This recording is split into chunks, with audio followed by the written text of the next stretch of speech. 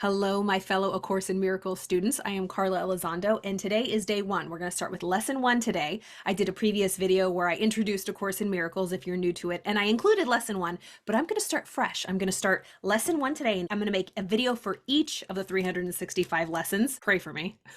But I'm going to start today with lesson one from A Course in Miracles. This is the book that I use. It's from A Foundation for Inner Peace. This is the blue book, the copy that I highly recommend using. And after I read the lesson for the day, I am also going to read from this book, A Journey Through the Workbook of A Course in Miracles from Kenneth Wapnick. Highly recommend this. I'll leave links in the description below where you can purchase your own. This is a 7-volume series. This is some hefty stuff, but this will really help you in understanding these lessons, because these early lessons, I mean, all the lessons, let's be honest, can be really difficult and frustrating, and a lot of people kind of throw the book out the window. I sure did.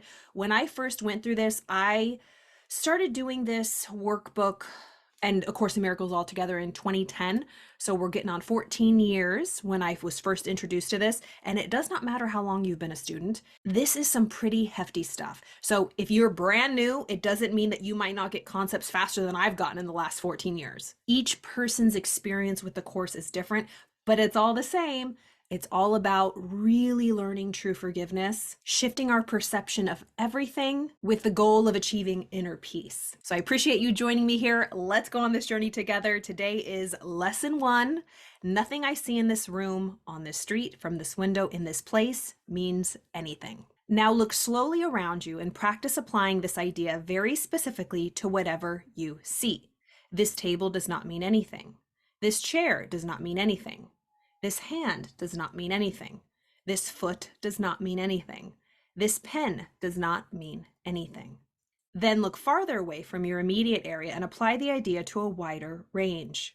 That door does not mean anything. That body does not mean anything. That lamp does not mean anything. That sign does not mean anything. That shadow does not mean anything. Notice that these statements are not arranged in any order and make no allowance for differences in the kinds of things to which they are applied. That is the purpose of the exercise. The statement should merely be applied to anything you see.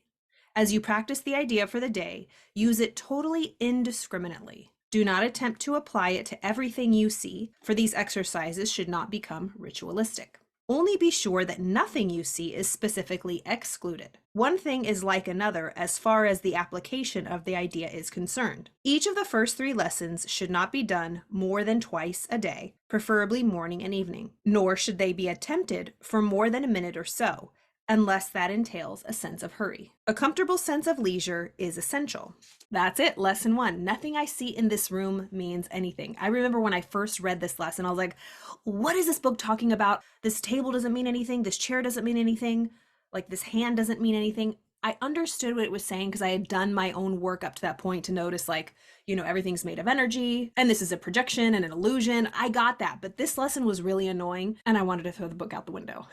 So now I'm going to jump into Ken Wapnick's lesson through the workbook, and he has very specific notes that will help us understand better this lesson, lesson one.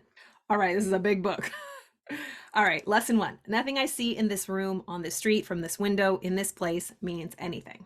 The idea is to look around without judgment at these very prosaic objects in our world. A table, chair, hand, foot, pen, door, body, lamp, sign, shadow. Notice how Jesus sneaks the body in. The point is to realize that you normally would think that your hand is more important than a pen, or your body is more important than a lamp. There isn't anyone who does not believe that. I agree, Ken. Therefore, you need realize how you are coming to A Course in Miracles with a set of premises that you are not even aware of, a hierarchy of values that you hold about the world. That is why Jesus instructs us in the text. And he's using an excerpt from the text here. To learn this course requires willingness to question every value that you hold. Not one can be kept hidden and obscure, but it will jeopardize your learning. No belief is neutral. Everyone has the power to dictate each decision you make. For a decision is a conclusion based on everything that you believe. It is the outcome of belief and follows it as surely does suffering follow guilt and freedom sinlessness. This very first lesson, which seems so simple, if not simple-minded if you do not really understand it, contains the complete thought system of A Course in Miracles. There is no difference among any of the things in this world. So he's just reiterating, there is no difference between this pen and my hand. That is quite the radical thought system, because we are trained, we are programmed to believe that there is that hierarchy, that no, my hand is more precious than this pen. But what he's saying here is no, it's all the same. So this very first lesson, which seems so simple, if not simple-minded, if you do not really understand it, contains the complete thought system of A Course in Miracles. There is no difference among any of the things in this world. They are all equally the same because they are all part of the illusion, reflecting the same thought system of separation, which itself is unreal. As you know from your study of the text, the first law of chaos, the foundation of the thought system of the ego and the world, is that there is a hierarchy of illusions. And Ken does include at the end of some of the things he references from A Course, he says where you can find it in the text. That's why if you want to read along and really get into it, I highly recommend getting this book. If I believe that my body or hand is more important than a lamp, I am clearly saying there is a hierarchy of illusions. Again, it would be hard, if possible at all, to find someone in this world who does not share the belief in that hierarchy, or who even thinks about that as an issue. Thus, if you give some serious thought to this, it will become clear to you that your whole life is based upon a lie. This book does not hold back.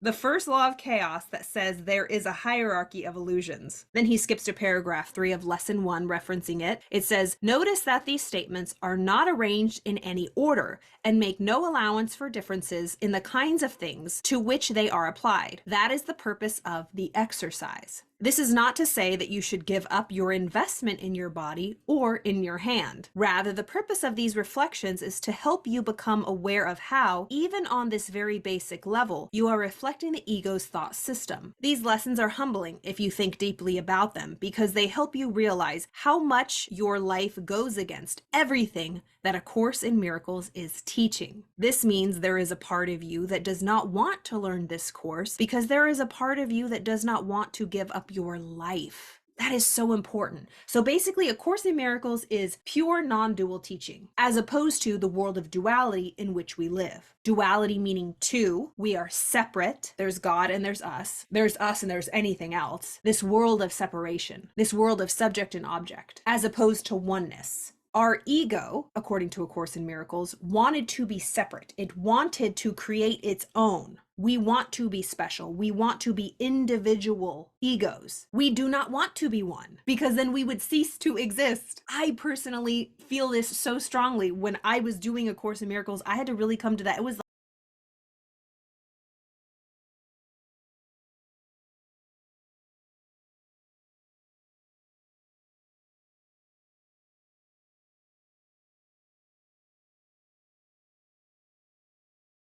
because I don't know what that is. I don't know how to do that. All I know is separateness. Me, I'm Carla. I'm here. Everything else is out there. I'm separate from everyone and everything. But when we really start doing this work, we realize and we start accepting on the level of the mind that we are all one. There is no separateness. This makes me think of a poem. I don't know what it was, and I'm totally going to botch it, but basically the gist of the poem, it was very beautiful. It was talking about a river that was flowing. It was this beautiful, strong river who was so proud of itself. But when it was getting to the end, ready to go into the vast ocean, it was really scared because it was going to disappear into the ocean. It would no longer be the river. It would be the vast ocean, that oneness. So that's kind of like us. We're our individual little rivers and the ocean is oneness. But if we continue going, we are going to disappear into the oneness and we will no longer be that individual river. I don't know about you, but I ain't ready for that.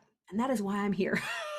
I'm working on it. So he says, this means there is a part of you that does not want to learn this course because there is a part of you that does not want to give up your life. You do not want to walk around actually believing your hand is as meaningless as a pen because you believe that there is a body that is real and that you are truly here in the world. If you believe this, as we all do, you cannot believe in the reality of God. In other words, the first part of the workbook has as its purpose, as we were just told, to undo the way that we perceive and we think. This sets the tone for what will follow. Back to the lesson. That is the purpose of the exercise, to have us realize that there is no differences. The statement should merely be applied to anything you see. As you practice the idea for the day, use it totally indiscriminately. Nothing I see means anything. Nothing I see in this room means anything. Nothing I see in this street from this window means anything. That is what generalizing means. Obviously, Jesus does not expect us to practice this exercise with total indiscriminateness. If we could, we would not need these lessons. The idea is to be aware of how we do not practice this in our lives, even when we are specifically trying to. When you do this lesson, therefore, you should actually think about whether you are truly ready to say that this hand is as meaningless as a pen. And if you believe that you think they are the same, take a pen and break it, and then take your hand and break that. You will suddenly realize that you believe there is a real difference. This is certainly not meant to make you feel guilty, but to help you realize your investment in identifying with the thought system of separation. Another excerpt from the lesson. Do not attempt to apply it to everything you see, for these exercises should not become ritualistic. Only be sure that nothing you see is specifically excluded. One thing is like another as far as the application of the idea is concerned. It would be very easy to go around to everything in the room and look at different parts of your body and say, this does not mean anything, but then you are just doing it as a ritual. Basically, a ritual leaves you mindless, which is why people like them. Oh, he does not hold back. A friend once said that she liked to say the rosary because she did not have to think. I agree. You just do it. Jesus is telling you not to do that with this workbook. Do not make it into a ritual. Rituals are designed to keep you mindless. This is a course whose purpose is to make you mindful. We shall repeatedly return to this theme of the potential danger of rituals. It is easy to miss here how Jesus is being sneaky. He seems to be telling us that this idea is only for this lesson. What he is not telling us is that A Course in Miracles itself rests on this principle. Another excerpt from the lesson. Each of the first 3 lessons should not be done more than twice a day, preferably morning and evening, nor should they be attempted for more than a minute or so. Unless that entails a sense of hurry, a comfortable sense of leisure is essential. As you do these lessons, you should sense Jesus telling you, these should be done gently. Do not crucify yourself with them. Do not try to get them perfect. Do not feel guilty when you believe you fail. Do not make your practice into an obsessive ritual. You should feel comfortable with these exercises. His gentleness becomes one of the significant principles of the workbook, and integrating this gentle kindness into your own lives is one of the most important lessons we could ever wish to learn. Jesus applies us with a wonderful model. Whew, that is a lot. So that is lesson 1 of A Course in Miracles. Nothing I see in this room means anything. And Ken really broke it down. I highly recommend getting this book. If you are new to A Course, it really helps. Or if you've been a student for years. Like I said, I'm on my 14th year and I just kind of got into Ken's work. And it has helped me immensely take this to a whole nother level of understanding and meaning. So there it is, lesson 1. I hope you enjoyed it. I'm gonna get all of these lessons out and I hope they help you on your journey. If you have any questions, please let me know, shoot me an email, leave a comment below. I would love to hear how this is going for you. Thank you again for watching and I'll see you next time.